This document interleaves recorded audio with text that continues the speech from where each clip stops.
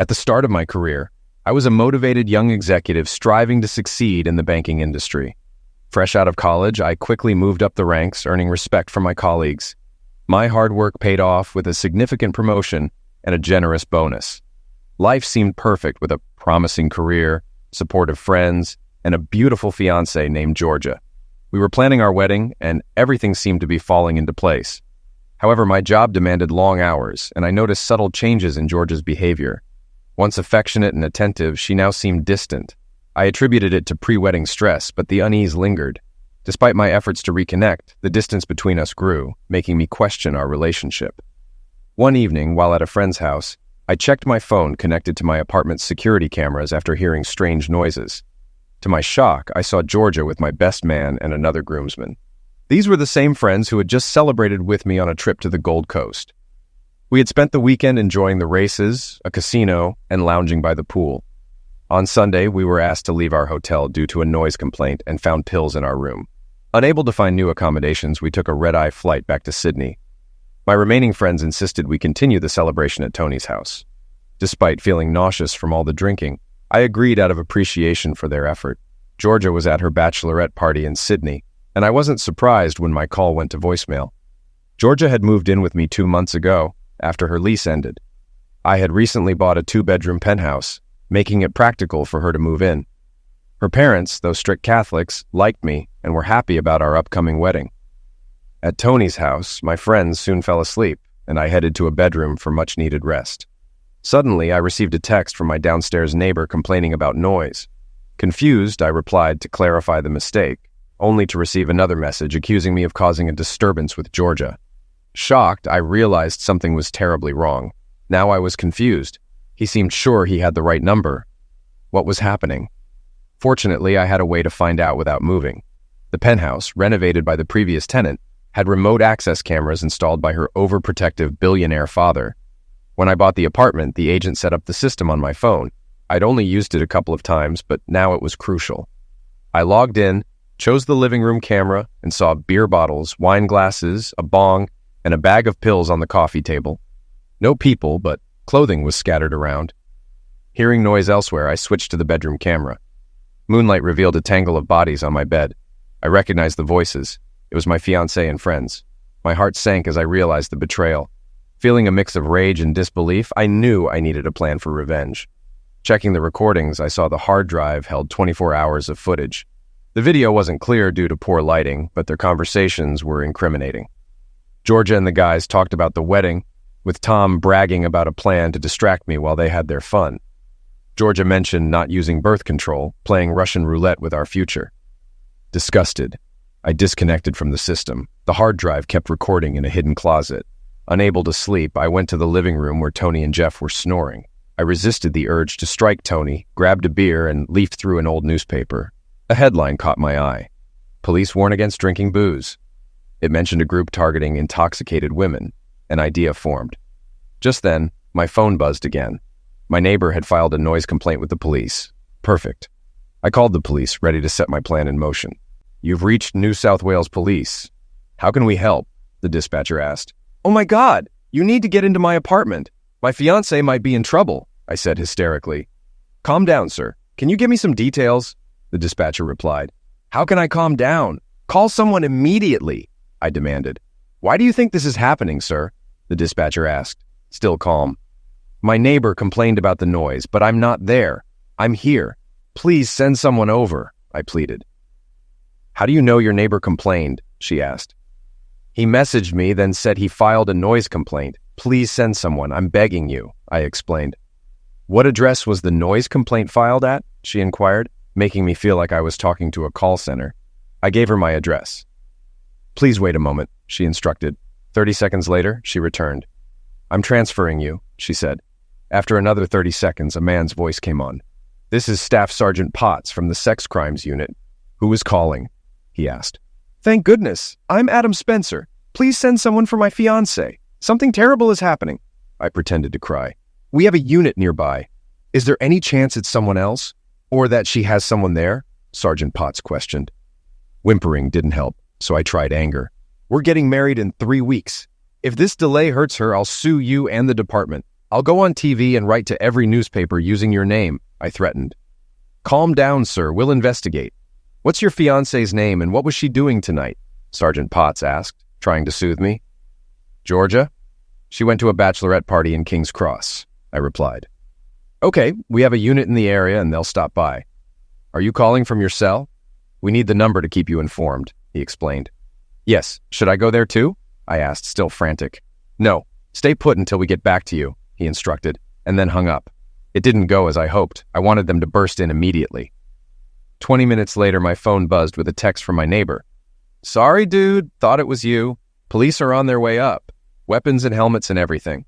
Hope George is okay. Praying for you both, the text read. Holy crap, they bought it. I logged back into the security system. Switching to the living room camera, I saw nothing yet. 3 minutes passed, and then the door slowly opened. 2 officers in bulletproof vests with pistols drawn entered, signaled, and 4 more followed. I switched to the bedroom camera, where chaos erupted. Police stormed in, yelling, Armed police, get down! Tom and Carl were quickly handcuffed. What the hell is this? Tom shouted. That'll be the last girl you see for a while, an officer roared. What? She sure as hell didn't mind, Carl added. They dragged the guys out. A policewoman wrapped a blanket around Georgia, calming her. It's okay, Georgia. You're safe now. The sergeant will call your fiancé to meet us at the hospital, she assured. At the hospital? Georgia asked, confused. Yes, we'll examine you. Would you like your mother there? The hospital has a great team for survivors, the policewoman offered. Georgia looked stunned. Survivors, she stammered. It's okay, honey. They can't hurt you now. Take your time. The paramedics will be here soon, the policewoman reassured her. This will be interesting. Will she lie or admit it was consensual and show her true colors? Everyone here knows she's engaged. I switched cameras to check on Tom and Carl. They sat in their underwear as a cop questioned them about the pills, but they stayed silent. I think you've crossed into dealer territory, risking at least 3 years in prison. Help us now, and we can all go to bed early. They stayed silent. All right, have it your way. Take them to the station, the cop ordered. The officers led the boys out. Another officer gestured for the woman to come out, and they spoke quietly. After a moment, the man pulled out his cell phone and called. My phone started ringing. Hello? I tried to sound as anxious as possible. Mr. Spencer, this is Staff Sergeant Potts, he said. What happened? Have you found Georgia? Is she okay? I bombarded him with questions. Calm down, Mr. Spencer. We found your fiancée. She'll be taken to the hospital soon, Sergeant Potts replied. Is she all right? I asked urgently. Yes, this is just a precaution. We'll be at St. Vincent's in about 10 minutes. Call me when you arrive and I'll give you more details, he informed me, then hung up before I could say more. I hailed a cab and left Tony's house, unsure how the police would handle the situation. Would they believe Georgia or Tom and Carl? I needed to stay alert to manage this. At the hospital, a constable met me and led me to a side room. Inside, a tall, thin man with a hooked nose was on the phone. The constable told him I was here. The man ended his call and approached me with an outstretched hand. Staff Sergeant Potts, he said, shaking my hand. Adam Spencer. Where is my fiancée? I asked. She's with the doctor. You'll see her soon, but I need a word first. He pointed to a chair and we sat down. 5 armed officers entered your apartment and detained 2 men. They're being questioned now, he began. Your fiancée, Georgia, I interrupted. Georgia is being examined. She'll be done soon. Meanwhile, I have some questions for you, he continued. Is that necessary? I asked, irritated. Yes, her welfare is our priority, he stated firmly. I want to see her, I muttered. And you will. But first, where were you tonight? He asked. Why does it matter? I retorted. If you were home, Georgia wouldn't be here, he pointed out. I was at a friend's house. We returned late from Brisbane, and one of my friends insisted I stay over, I explained. Where was that? He inquired. Renwick or a nearby suburb, I replied. When did your neighbor contact you about the noise? He continued. I'll check my phone. 11:45 p.m., I answered, looking at my phone. I want to show you some pictures. Tell me if you recognize these men, he said, showing me some photos. Is this standard procedure? I asked skeptically. It's just a hunch. These 2 look like office workers, not criminals, he noted. He showed me pictures, and I acted shocked and angry. Why do you have pictures of Tom and Carl? I demanded. Who are they? He asked. Tom is my best man. Carl is one of my groomsmen. Why were they in my apartment? I asked, bewildered. They were the two unclothed guys we found, he replied. Why weren't they at your party? He asked. They left Brisbane early, saying they had work, I answered. That's what they said. I slumped in my chair, trying to look dejected. A voice from behind interrupted. Excuse me, Mick, can I have a word? It was the policewoman from my apartment. Could you step outside, Mr. Spencer? She asked. I left my phone recording the conversation. They spoke quietly, then both left. I'll be right back with your fiancée, Sergeant Potts assured me. Sorry, Georgia, I muttered as I listened to the recording. We've done all the checks. I've written a statement, but she hasn't signed it, the policewoman said. How do you feel about that? Potts asked. It seems odd. She had an affair, but consent doesn't seem to be the issue. Her story sounds like a TV script. Maybe we caught her having one last fling before the wedding, she speculated. I agree. The guys don't fit the crime. Her boyfriend seems too shocked, Potts noted. How should we proceed? She asked.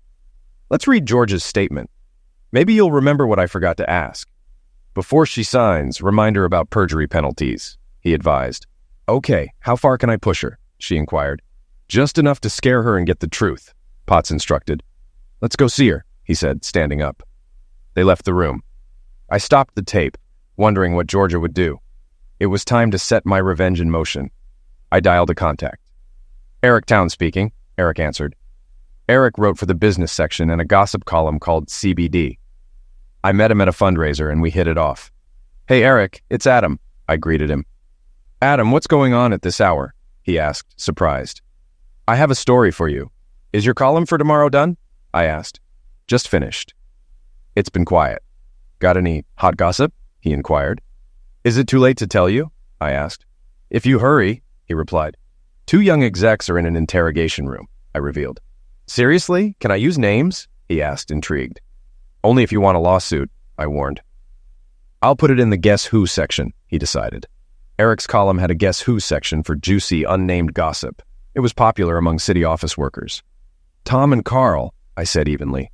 Your best man and groomsman? Who did they attack? Eric asked. My fiancée, or should I say ex-fiancée. I couldn't hide my bitterness.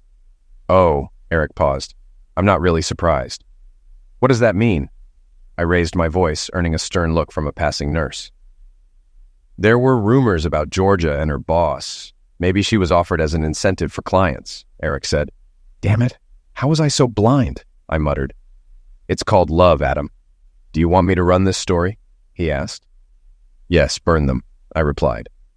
Consider it done, he assured me. We hung up. A policewoman approached. I'm Constable Haven. Can we talk? Georgia will be here soon, and I want to help you both, she said. I smiled and let her counsel me, though it was tedious. Georgia arrived with Sergeant Potts. I acted like a concerned fiancé, comforting her while planning my next steps. 3 of my wedding party were in trouble, but there were still 2 more to go. The officers gave me their business cards, and we left.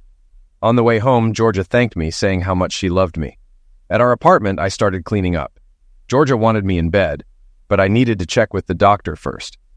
Come on, baby, hold me, Georgia said. I'll be there soon, just cleaning up. She eventually went to bed. I downloaded and watched the video from my hard drive. It was clear, no maltreatment had occurred. Georgia and the guys discussed pills and business deals. It was enough for possession with intent to distribute. I planned to send the footage to the police at noon, but decided to call now to show I wasn't hiding anything. I dialed Sergeant Potts, surprised when he answered. Hello, Staff Sergeant Potts. He sounded annoyed. I hoped I hadn't woken him. It's Adam Spencer. I met you at the hospital when I picked up my fiancée. Did I wake you? I asked.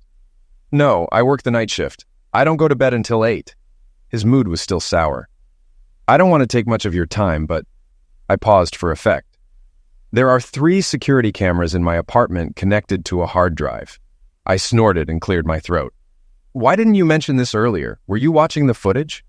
His interest piqued. With everything going on, I forgot. I saw the footage and... I stopped, pretending to hold back tears. What did you see, Adam? Are you there? He pressed. I don't think it was a maltreatment. They came in laughing and kissing. I let out a strangled cry. And the pills? He asked. I saw them putting the pills on the coffee table, I admitted. I need that tape. 2 lawyers here are threatening lawsuits. Can you send it? He requested. I'll email it to you. Give me the address, I replied. He gave me the address and hung up. I sent all the footage from the 3 cameras. Then I tried to sleep but couldn't. Around 5, the phone rang. "Sorry to wake you." Sergeant Potts sounded much cheerier. "I was in bed but couldn't sleep," I said sharply. "Understandable. Can we meet for coffee at 8? There are some things I want to discuss," he asked. "Sure, I have no plans," I replied bitterly. "There's a coffee shop in Surrey Hills near the Oxford Tavern. Do you know it?" he inquired. "Yeah, I'll see you at 8, I confirmed. I tried to sleep but ended up lying awake. At 7 a.m., I showered. Georgia was still asleep, or pretending to be. I watched the morning news, trying to distract myself. A story caught my attention. Police conducted a pre-dawn raid in Bronte. 2 men involved in a pill trafficking ring were arrested. Neighbors described the occupant as a pleasant young man who worked at a bank. Police have not released details yet. Screw you, idiots. Sergeant Potts would be pleased. I got dressed to meet the sergeant, but remembered my conversation with the gossip columnist. I checked the online supplement of the CBI column. Under Guess Who Won't Sue, it read, "Which high-profile PR and girl about town is postponing her wedding after being caught with 2 newlyweds? Her former fiancé, a rising star in private banking, was not among them. Perfect. The city would be buzzing." I suddenly thought of George's parents. They deserved to hear the news firsthand. I called them immediately. Jack, George's father, answered. "Hey, Adam, how's the Buck weekend going?" Jack asked. "It ended early after a fight in Brisbane. Can I meet you and Janice this morning?" I requested. "What happened, Adam?" His voice trembled. "I don't want to talk about it over the phone, Jack. It's not related to this morning's paper." Jack, a city retiree, read the business section daily. "I'll explain everything in person. Can you come to town?" I asked. "Okay, we'll be there around 11. Where do you want to meet?" he asked. "That pastry shop by your old office. They still have the best treats," I suggested. "Okay, we'll see you there. Just one thing, Adam. Please don't make any rash decisions until you know everything," Jack pleaded. "I already know too much, Jack. I'm sorry." Real tears filled my eyes. After saying goodbye, I stepped outside. It was a beautiful sunny day in Sydney. Late fall is always the best. The sun isn't too harsh and the humidity is lower. I decided to walk to the meeting, arriving a bit late. Sergeant Potts was about to leave when I entered the cafe. "I thought bankers were punctual," he said. "I'm still on vacation," I replied grumpily as I sat down. He smiled. "Good news." The CCTV footage was very informative. It gave us enough to work with. We split them up, and when we asked about the pills, they both assumed the other had sold them. The waitress brought my orange juice and his warm milk. "Police work has changed," he said, sipping his milk. "We got Tony's name and searched his house, finding more. The narcotics division is thrilled. Tony is trying to cut a deal by giving up his supplier." "What happens to them now?" I asked. "They have a bail hearing tomorrow morning. Possibly Tony, too, if he gets a deal," he replied. "A public hearing?" I inquired. "Yes," he grinned. "Their lawyers want a private hearing, but the prosecutor wants it public. Seems you do too." He unfolded the Morning Herald, showing the CBI column. "I don't know what you mean." I tried to look innocent. "Your surveillance system might have remote access and a time map. Should I get a warrant to see for myself?" he suggested. "Maybe by then, the hard drive will be corrupted," I responded. He laughed. "Keep your shirt on, Adam. I'm not after you. I want to know what you want to happen to Georgia," he said. "What do you mean?" I asked. "She could be charged with perjury, but it might be dismissed as a first offense. Or we could forget it. Unless you want retribution, which seems likely." He waved the paper. "I'm not sure what you mean." I played dumb. "Call me after 6 tonight if you want me to press charges, or I'll bury it." He got up and left. I finished my juice and walked into the bright sunlight, heading toward the city. The next part of my revenge was to show up at work looking disheveled and depressed. This would fuel gossip and unsettle Tom and Carl. As I entered the bank lobby, I noticed guards elbowing each other and pointing at me. This continued as I walked to the elevators. I got on the first one and was joined by several others. The mailman rushed in as the doors were closing. "Adam, how was your weekend?" The secretary pretended to lose her balance and kicked the cart into the mailman's shins. "Ow, careful, miss." He exited on the next floor, still rubbing his shins. The others in the elevator were silent, staring at the floor. I rode to the top floor, aiming for the CEO's office. Only the receptionist remained, who had silenced the mailman. She put her hand on my shoulder. "I'm sorry about what happened. If you need to talk, here's my number." She handed me a slip of paper and walked away. I threw the note in the trash, guessing she had a stack of them. I headed for the CEO's office. His secretary, a formidable woman, looked at me over her glasses. "Adam, darling, what are you doing here? You have 2 more days off." I'd never seen her so conciliatory. I was wondering if I could see Mr. Turnbull for a moment. I blushed under her sympathetic gaze. "He's taking a break between calls. I'll check if he can see you." She slid off her chair, knocked on the door, and peeked inside to ask. She returned with a smile. "Mr. Turnbull will be right with you. Have a seat." She climbed back into her chair. I sat down. She seemed to hesitate, then spoke. "I was abandoned at the altar. At least you found out in time." She quickly returned to her work, seemingly regretting her comment. Mr. Turnbull soon appeared and invited me in. He was a tall man with graying curly hair, known for his lunchtime jogs. He gestured for me to sit. "Adam, I wasn't expecting you. Given the circumstances, it's best we hear your story now," he said, seeming nervous, which was unlike him. "I came to ask for time off due to personal issues involving other employees in the PR firm. You should know what's happening," I began. "Yes, please explain," he urged. "I returned early from a retreat. At a friend's house, I got a text from my neighbor about noise in my apartment. Thinking it was a break-in, I called the police. They found pills in my fiancée with Tom and Carl." I paused to compose myself, using a handkerchief. "Oh dear, muttered Mr. Turnbull, leaning forward. "Tom, Carl, and Tony are in custody," I continued. "Oh dear, this is bad for the firm. What did Georgia say?" he asked. "I haven't spoken to her since I talked to the police," I admitted. "Oh dear, this is a terrible situation. Those 2 won't be back here. Take as much time as you need. Call me on Monday, and we'll discuss further." He leaned back, relieved. As I left, I asked, "What about the PR firm?" He looked nervous again. "There will be an internal investigation since Tom and Carl managed the tender process. I'll speak with Jeremy, their CEO," he replied. His reaction made me suspicious. Remembering what Eric told me about George's role and Tom and Carl's comments, I realized Mr. Turnbull might be involved. I needed a bigger plan to get full revenge. I took a cab to the bakery to meet George's parents.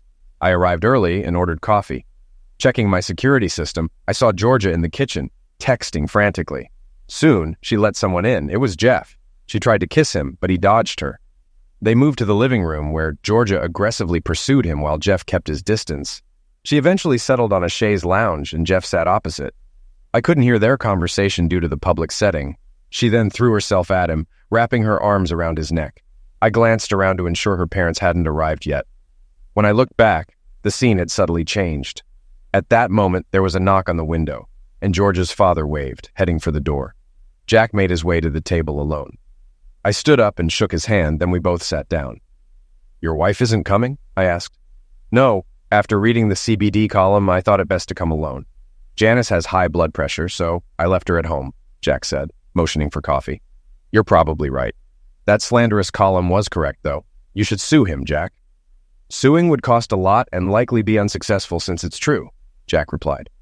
The waitress brought coffee, and Jack waited for her to leave. "What do you mean it's true?" he asked. "Last night, the police entered my apartment after a noise complaint and found Tom and Carl with Georgia in our bed," I explained. "They must have forced her," Jack insisted. "At first, they thought so too, but it turns out they didn't," I said. "That's ridiculous. My daughter would never do that." Jack was losing his calm. "I'm sorry, Jack, but the pictures don't lie. The wedding is off," I stated firmly. "People fake pictures all the time." Jack, a seeing is believing type, was in denial. I didn't want to offend him, but also didn't want to be the bad guy. I pulled up the live security feed on my phone. "It doesn't mean anything. It's probably staged with an actress," he said, placing my phone face down. "This is a live feed. It's happening right now," I said. "What kind of sick freak are you? I'm glad Janice isn't here for your deranged fantasies." "When I tell Georgia, she won't come near you." Jack started to rise. "Sit down, Jack," I shouted, drawing attention. He sat, stunned. "Give me your phone." He reluctantly handed it over. I called Georgia's number. My phone screen showed her reaching for her phone. Jack slumped, looking old and frail. "I'm sorry, Jack, you should have known. The wedding is off. You and Janice don't deserve this, but I can't go through with it," I said. Jack nodded, wiping tears. "Have you told her yet?" "No. She was asleep when I left to meet the police," I replied. "Good God. She doesn't know you know, and she's with that guy again," Jack said, horrified. It's not the same guy. Let's get some fresh air, I suggested. We left the coffee shop and walked in the park, talking about everything but Georgia. Jack eventually wanted to go home, so we walked to the cab stand. When will you tell her? Jack asked. When she has a spare minute, I said, bitterness creeping into my voice. Jack turned away. Part of me still loves her, Jack. Part of me thinks this is a nightmare. But the rest of me wants to destroy her and the men who touched her, I confessed. Let me know before you do. I'll come to get her. A father can't stop loving his daughter, Jack said softly. Sure, Jack. I'll let you know. We shook hands awkwardly, and he got into a cab. I found a quiet spot in the park and checked the CCTV footage again. Georgia was in her robe, and Jeff was tying his shoes. Jeff, engaged to one of the richest women in Australia, was being foolish. Penny Rainhill, daughter of Jackie Rainhill, was part of a wealthy family. Despite her looks, she was a great girl and in love with Jeff. My father used to say, you can marry more in 5 minutes than you can earn in a lifetime.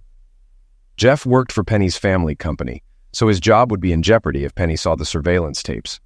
I had my revenge plan, except for my boss. But I had a plan for him too. All that was left was to get Georgia's cooperation, and I had something to ensure she met my needs. I was curious how Georgia would handle our situation. When I got home, she was gone, delaying the confrontation and giving me time to plan.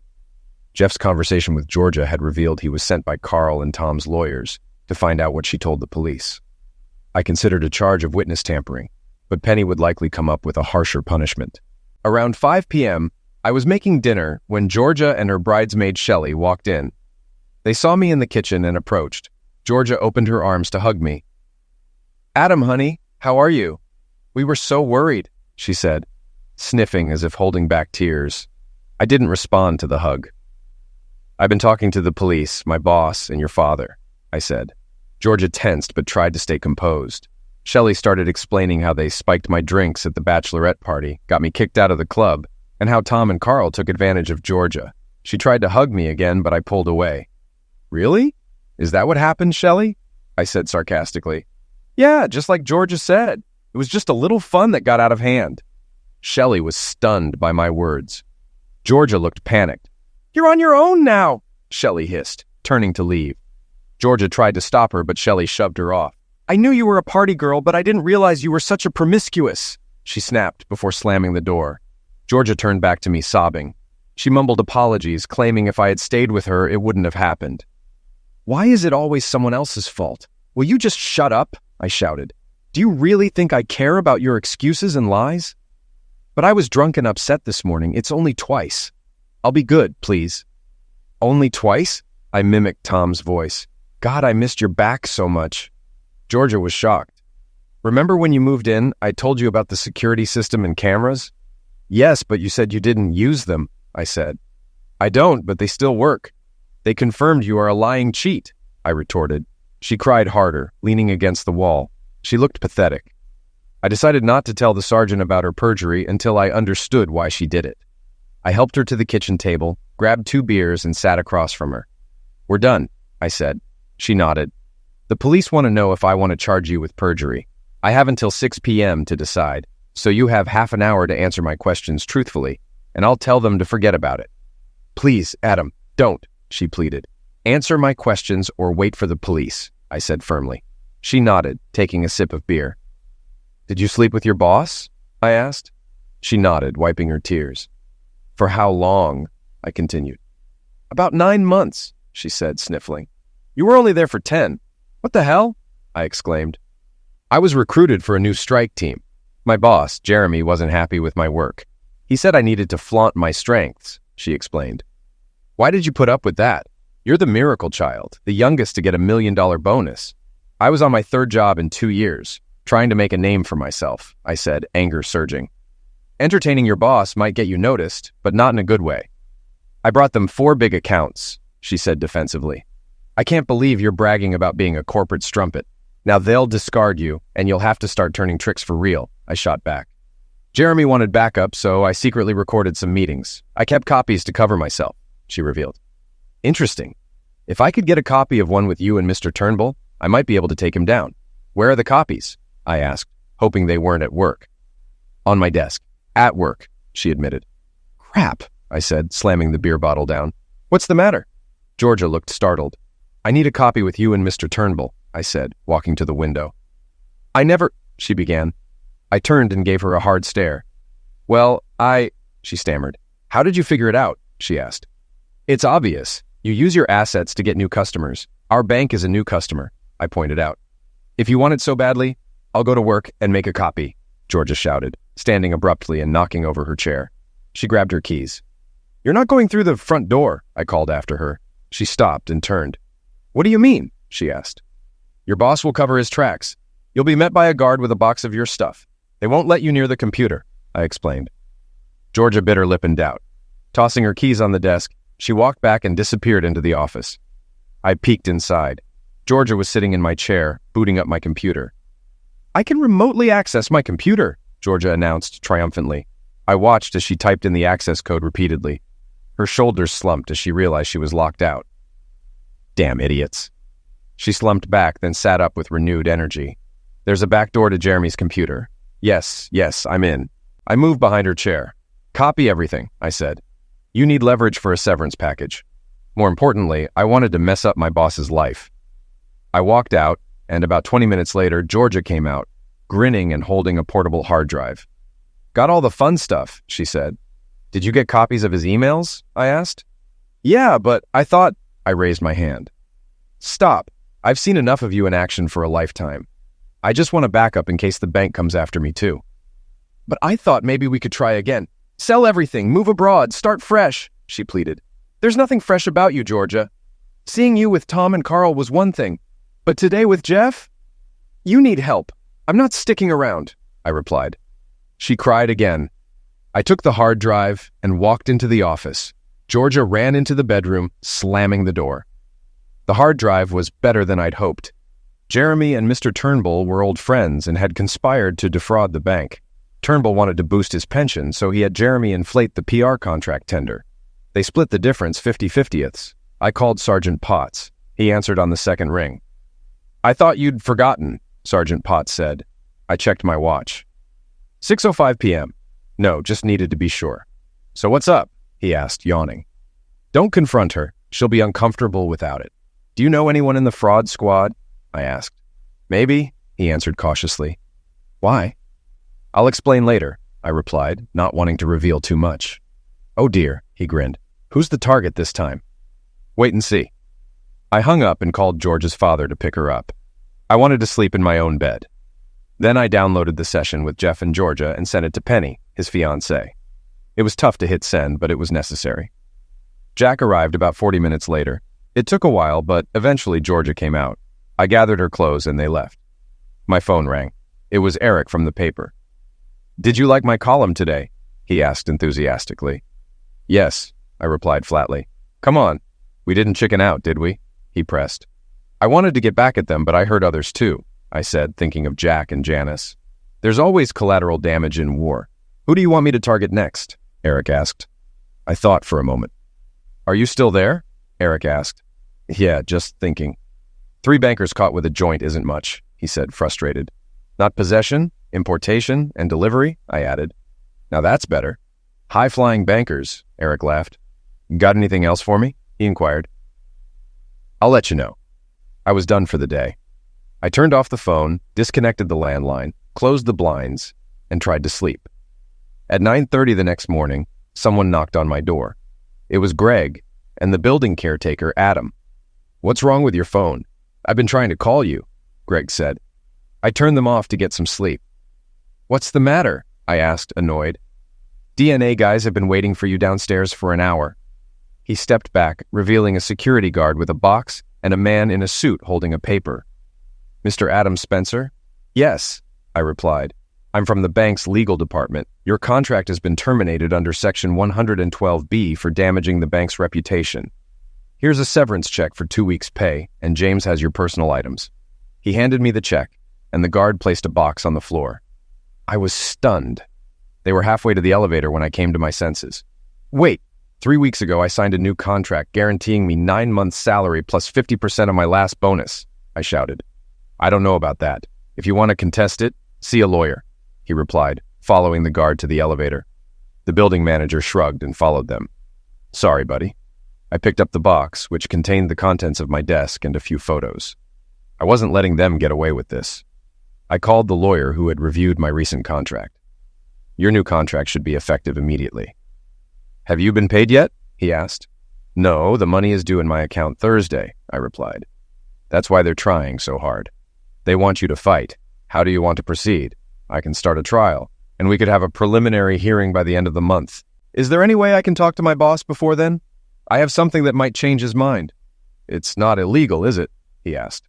Not what I did, I replied. Is anything missing from your office box? He inquired. No, but I have a set of golf clubs in the storage room by the executive dining room, I explained. How much are they worth? He asked. About $20,000, I said. Nonsense. Are they gold-plated? He said, incredulous. Not quite, but they have gold inlays. A nice set of Honda clubs. Half a set costs about $50,000, I clarified. The lawyer whistled. I'll draft an order for access. Can you be ready by 1 p.m.? I don't know, I have other things to do, I said. Meet me out front with the order and I'll give you the golf clubs, I interrupted. Okay, see you there, he agreed. I ate breakfast and headed to the office for the afternoon confrontation. Mr. Turnbull was always in the executive dining room between 12:30 and 1:30 p.m., so the noise outside would get his attention. I checked the Herald website to see what Eric had written. He joked about high-flying bankers and mentioned the canceled engagement of a billion-dollar heiress, but didn't mention Penny and Jeff. I wondered where he got that from. 1 o'clock came quickly, and I waited on the plaza in front of the bank building. The lawyer was 5 minutes late and approached me, pulling out a document from his pocket and waving it like a trophy. I had to wait for the magistrate to finish his morning session to sign this, but here it is, he said. And what does it authorize me to do? I asked as we headed for the front door. I was hoping for general admission, but he played hardball and only allows you to go inside and get your golf clubs. Straight in and right out, he explained. I hope that's all I need. We were already at the front door. Inside, the guard who had earlier returned my office contents moved to stop me. Excuse me, sir. I've been asked to keep you out of the building, he said, standing in front of me and gesturing for the other 2 guards to help him. I held the legal document in front of his face. This is a court order authorizing me access to the building. Please move out of the way, I said firmly, trying to walk past, but he blocked my path anyway. I have to check this first. He took the order and spoke into a microphone attached to his shoulder. A couple of minutes later, the elevator doors opened, and the same little idiot who had talked to me this morning stepped out. He took the court order from the guard, put on his reading glasses, and quickly scanned it. Someone's had a busy morning, he said, looking up from the papers. This only authorizes you to go to the storeroom and back. No detours of any kind. He handed the order back to me, then turned to the guard. Escort him to the executive storage room, then come back here and throw his back outside. After that, he just walked back to the elevator. I moved toward the elevators on the left, holding the guard by the shoulder. In the storeroom, I grabbed my clubs, then stepped out into the hallway, determined to make a scene. Some idiot stole my putter. I dropped my clubs and headed down the hallway toward the executive dining room. You can't go in there, sir, said the guard, grabbing my arm but missing. I dashed into the dining room, but the guard was more nimble than I thought. He grabbed me just as I was in the doorway. I struggled to get free, but he was stronger than he looked. Hearing the noise, Mr. Turnbull appeared in the doorway. What the hell is that noise? He shouted, then realized who it was. What the hell is he doing here? Excuse me, sir. He has a court order, said the guard, lifting me off the floor by my collar. I stopped resisting as my target was right in front of me. Mr. Turnbull? It's good to see you too, I said sarcastically. I thought you might want to reconsider my severance package. No way. He pointed at the guard. Get that lowlife out of here now. I pulled a flash drive out of my pocket and tossed it to him. You better watch this when you get a chance, but not when your wife is around. Mr. Turnbull's eyes narrowed. What are you talking about? Call Jeremy and he'll tell you, I spat. What if he leaves here? The mention of Jeremy's name didn't faze him. Apparently, he figured the matter was settled. Putting the flash drive in his pocket, he walked back into the dining room. The guard began dragging me down the hallway. You have 24 hours. I think you have my cell phone number, I shouted toward the closing door. I grabbed the batons on my way out. The guard didn't let go of my arm until I was on the front yard. My parasite, I muttered under my breath. Excuse me, the guard said, but my lawyer was already waiting and returned my clubs to me. I was quite happy. If I got the deal I signed up for 3 weeks ago, I could buy another set. I was a little worried when I didn't hear anything before going to bed at 11:30. My phone beeped with a text message. Meet at Centennial Park Coffee Shop at 6:45 a.m. Gotcha. The next morning, I headed to the park at 6:30, hoping to get there first. Apparently, Mr. Turnbull had the same idea. As I walked on one side and he walked on the other, we huddled awkwardly together, keeping about 3 meters apart. "What do you want for the tape?" he asked angrily. "What I'm owed under the new contract," I answered just as angrily. "That contract doesn't start until Thursday," he retorted. "That's a disputed fact, and I don't have time to deal with our court system," I said firmly. "I never took you for a blackmailer," he roared, his face reddening. "I never took you for a creep who entertains his employees' fiancés," I replied. We stood there scowling at each other until Mr. Turnbull backed off. "Okay, but I need the photos and any copies you have," he conceded. "Easy. You'll get the photos when I have a signed document from the bank confirming my eligibility," I stated. "You'll get them today," he said, turning to leave. "One more thing. I want the little legal eagle you sent yesterday to bring the documents. This was going to be fun," I added. "Anything else?" he asked sarcastically. "No, that's all I want," I said, smiling. "Nah." He stepped back a little and then came back closer.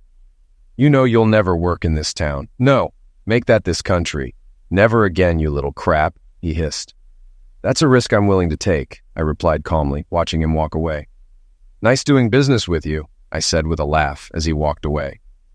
I still had the emails between Turnbull and Jeremy and would turn them over to the fraud squad as soon as the money arrived in my bank account. The next few days went relatively smoothly for me. The next morning, a snippy little legal eagle from the bank showed up on my doorstep with some forms for me to sign. He left me a copy and told me the money would be paid on Thursday. I gave him an envelope with a flash drive and a small portable hard drive, and he left with his tail between his legs. Thursday morning, Jack and Doris came over and picked up the rest of Georgia's things. They had a problem with Georgia. She got drunk and went to her boss's house to cause a scene in front of his wife. The police were called, warned her to go home, but then picked her up for DUI. She tested the system and immediately lost her license. Tom, Carl, and Tony were released on bail, but the prosecutor was tough. He appeared on corporate morning TV. He didn't mention specifics to avoid jeopardizing the cases, but the conclusion was clear, especially when the hourly news showed the 3 guys leaving the courtroom and trying to hide their faces. It was like Jeff had vanished off the face of the earth. I talked to Eric, and he said there was a rumor that he'd been sent to some South American hole by Penny's mom. The company was exploring for minerals there, and the locals weren't happy about it. Thursday afternoon at 4:55 p.m., my bank account was $720,000 richer, and at 4:59 p.m., I was on the phone with Sergeant Potts. The next morning, 2 detectives from the fraud squad and a guy from the investment and securities division came to see me. I showed them the emails. They said it looked like a conspiracy to commit fraud. Then came the all-important question. How did you get these emails? I had to admit that they were not obtained legally. The detectives were getting annoyed, feeling they had wasted their time. "We know all these big guys are running scams, but they're surrounded by big legal fences. We can't drag them in here and make them tell their story." The securities guy was more relaxed. "Calm down, guys. We're treating these letters as pointers on where to look. It'll take some time, but there will be a paper trail. It's best to forget we've even seen this correspondence. I don't want to jeopardize any convictions." They left, and I was alone. Mr. Turnbull seemed to have started a rumor about me. I contacted competing banks with job offers, but the HR people wouldn't return my calls. I was walking down the street outside my building, wondering what to do when a black car pulled up to the curb next to me. The window rolled down, and in the back seat was Penny Rainhill. "You look as lost as I feel," she said seriously. Then a wide smile appeared on her face. "I've refueled the company jet and am waiting for you on the tarmac. Do you want to get some rest? Sit around feeling sorry for yourself or go on vacation?" I hesitated, rubbing my chin. "Give me 5 minutes and I'll pack a suitcase." "Screw it, just get in. You won't need a lot of clothes." "Where we're going and where are we going?" I asked, throwing caution to the wind and opening the car door. "To a family compound in Mauritius. It has its own beach, pool, golf course, and chef." "Let's go," I exclaimed as she tapped on the glass separating the front and back seats to signal the driver to go to the airport. 25 minutes later, we were seated in the Rainhill family's Gulfstream airplane and on our way. 3 weeks turned into 5 months. A fantastic vacation. Had I hooked up with Penny? Sure. And with the stewardess, the maid, and half a dozen local girls, Penny was just a wild girl. When she decided to have fun, it was an amazing sight. But that's another story. Why did I come back? It's simple. I wanted a front row seat at Mr. Turnbull's fraud and racketeering hearings. He walked in at the beginning of the hearing all relaxed, chatting with his team of lawyers. The bank supported him, so he had a lead and assistant barrister, 2 assistants, and a solicitor. By the end of the first day, his tie was loosened, and beads of sweat appeared on his face as he spoke anxiously to his solicitor. The case was not going well. The prosecution was thorough, presenting a long and complicated paper trail that linked Mr. Turnbull to Jeremy and the PR deal. At the end of the day, it emerged that Jeremy had turned himself in the day before. He had admitted wrongdoing and was going to plead guilty to a slightly lesser charge in exchange for testifying against his co-conspirators. Sensing the inevitable, the bank withdrew its support. On the second day, Mr. Turnbull came to the hearing in a depressed state with only a briefing lawyer. One of the bank's legal department representatives made a statement to the court that the bank was no longer providing legal assistance to Mr. Turnbull and intended to take civil action against him to recover some funds. With no serious faces left in the room, the prosecution wrapped up the case quickly. When it was the defense's turn, they showed their desperation by presenting a hard drive with photos of Mr. Turnbull, Jeremy, and Georgia. They claimed Jeremy had blackmailed him into the conspiracy after Georgia secretly taped him. The press rushed to the doors, smartphones at the ready to relay the juicy gossip. This put Georgia into the fray, and she was summoned to court. Jeremy had to go back to the dock, too. The whole sordid saga played out in front of the press, and for a week it was the main topic of newspapers and TV broadcasts. Mr. Turnbull's defense was at its best until the prosecutor called Tom and Carl to the stand. They explained that Mr. Turnbull's enthusiasm for his old high school friends predated the video. The defendants tried to discredit them because they were serving a 4-year prison sentence, but their words apparently resonated with the judge. He deemed the case worth pursuing and referred Mr. Turnbull to trial. After the circus of taking the case to trial, it turned out Mr. Turnbull lost his appetite for fighting, changed his plea to guilty, and got 2.5 years in prison. I wish I could say he ended up penniless and alone, but we all know those white-collar types are too smart for that. Shortly before his indictment, he must have gotten word that the securities people were sniffing around for something. He transferred most of his assets into his wife's name, and she started divorce proceedings. By the time of the trial, he was allegedly living in his son's garage and was declared bankrupt with no assets. No doubt there will be a reconciliation upon release, and he will be back on the streets. The head of the Department of Public Prosecutions must have enjoyed being the center of attention. So after Mr. Turnbull blanched and pleaded guilty, he took on Jeremy and Georgia. Jeremy only managed to settle on a charge of conspiracy to commit fraud, but the prosecutor added using a surveillance device to record private acts without consent, filming obscene acts, and using a telecommunications network to facilitate the offense. Extortion using threats. Some of these offenses were mere misdemeanors, but together they added up, and he ended up getting 3 years behind bars. Georgia received probation for recording without consent and filming obscene acts. However, her face was in the news more than once during the trial, and her reputation took a hit. Some of the dirt stuck to me. Even though I was only a supporting actor in the show, there was speculation at various times about my involvement in the case. Apparently, I was labeled as an unstable, betrayed man. In the financial sector, my job prospects never improved. So if no one gives you a job, you have to create your own. I started a venture capital business specifically for environmental projects. I haven't made a fortune, but I'm surviving and hopefully doing good things. Penny and I remained close, but she was a player, and I wasn't. I am still on the prowl, but I have trust issues that are getting in the way. I've just embarked on a wetland restoration project about 700 kilometers west of Sydney.